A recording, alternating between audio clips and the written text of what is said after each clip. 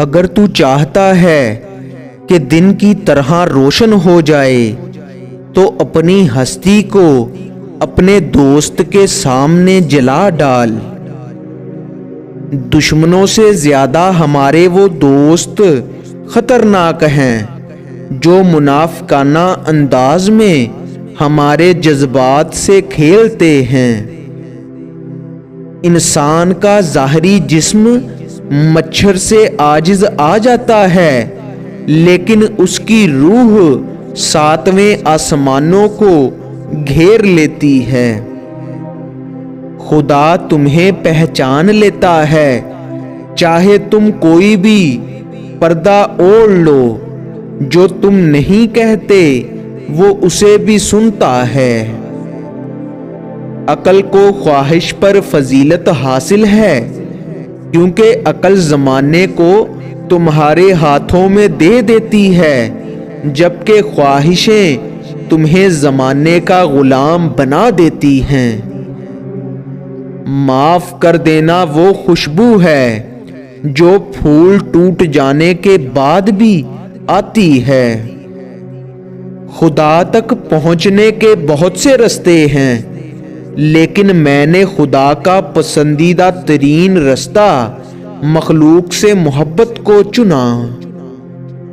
اچھی صورت دل کو متاثر کرتی ہے، جبکہ اچھی سیرت روح کو۔ عاشق کی عید محبوب کا دیدار ہے، اور یہ دیدار اسے دنیا میں 2 مرتبہ ملتا ہے، پہلی بار جب اس کی میں مرتی ہے اور دوسری بار جب وہ خود مرتا ہے۔ تقدیر کے لکھے سے چھٹکارا حاصل کرنے کا رستہ فقط عاجزی اور انکساری ہے۔ علم ہی ہدایت اور گمراہی کا سبب بنتا ہے۔ انسان کو خدا نے بہترین سانچے میں ڈھال کر پیدا کیا ہے، جنتی اور جہنمی وہ بعد میں بنتا ہے۔ موم بتی کی طرح جلنا آسان نہیں ہے، دوسروں کو روشنی دینے کے لیے خود جلنا پڑتا ہے۔ اگر ہر شخص پہلے ہی سے اپنے عیب دیکھ لیتا تو اپنی اصلاح سے کب فارغ ہوتا۔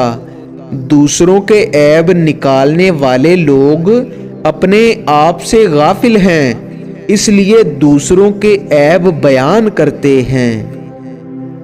نرم دل لوگ ہمیشہ دھوکہ کھاتے ہیں، کیونکہ وہ غلط لوگوں پر بھروسہ کرتے ہیں۔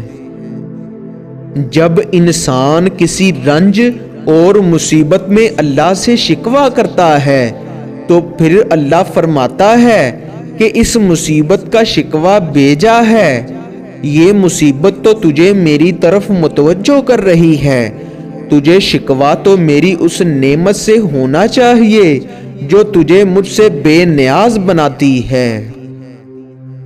غلط سے غلط انسان کے لیے اصلاح کا واحد رستہ محبت ہے۔ تنقید چاہے کتنی بھی حق پر ہو، وہ اصلاح کے لیے کارگر ثابت نہیں ہوتی۔ اگر آنکھ کی بینائی ختم ہو جائے تو انسان رات اور دن میں فرق نہیں کر سکتا، اسی طرح دل اندھا ہو جائے تو انسان حق اور باطل میں فرق نہیں کر سکتا۔ کیا تم نے کبھی ایک بیج کو زمین پر گرتے دیکھا جو نئی زندگی کے ساتھ نہ اگا ہو؟ تو پھر تمہیں اس بیج پر کیوں شکوہ ہے جس کا نام انسان ہے؟ اگر تمہارے پاس بہت زیادہ ہے تو اپنی دولت میں سے دو، اور اگر کم ہے تو اپنے دل میں سے دو۔ تمہاری روح کے لیے اس سے بڑھ کر کوئی مرض نہیں کہ تم خود کو کامل سمجھنے لگو۔ جب دنیا والے تمہیں گھٹنے ٹیکنے پر مجبور کر دیں تو یہی بہترین وقت ہے سجدے کا۔ دنیا میں کھو کر تم نے اسے اپنے لیے بوجھ بنا لیا ہے۔ اس دنیا سے اوپر اٹھو، ایک نئی سوچ تمہاری منتظر ہے۔ خدا جب کسی بدبخت کو دکھ دینا چاہے تو وہ بدقسمت ناشکری کا رستہ اختیار کر لیتا ہے۔ ہم ایسے منافق لوگ ہیں کہ کسی کی تکلیف کو اس کے گناہوں کی سزا سمجھتے ہیں اور اپنی تکلیف کو آزمائش۔ فضیلتیں اللہ کی طرف سے ملتی ہیں، پھر اسی کی جانب سے تبدیلیاں ہو جاتی ہیں، اس لیے اس کے فضل پر جان اور دل سے سجدہ بجا لاؤ۔ انسان کو اپنے عیوب پر نظر رکھنی چاہیے، ورنہ اس کی نیکیوں کو نظر بد لگ جائے گی۔ اپنے اندر تبدیلی کی کوشش کرنی چاہیے۔ اولیاء اللہ کی صحبت اختیار کر تیرے اندر تبدیلی پیدا ہو جائے گی۔ اگر تمہیں زندگی کی حقیقت معلوم ہو جائے تو بے شک تم کوئی اور رستہ نہ چنو گے سوائے اللہ اور اس کی محبت کے۔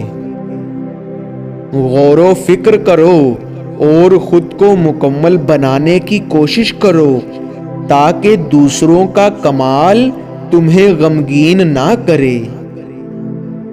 زندگی میں جب بھی تم تنہائی محسوس کرو تو یاد رکھو خدا نے سب کو دور کر دیا تاکہ پیچھے صرف تم اور وہ رہ جائے۔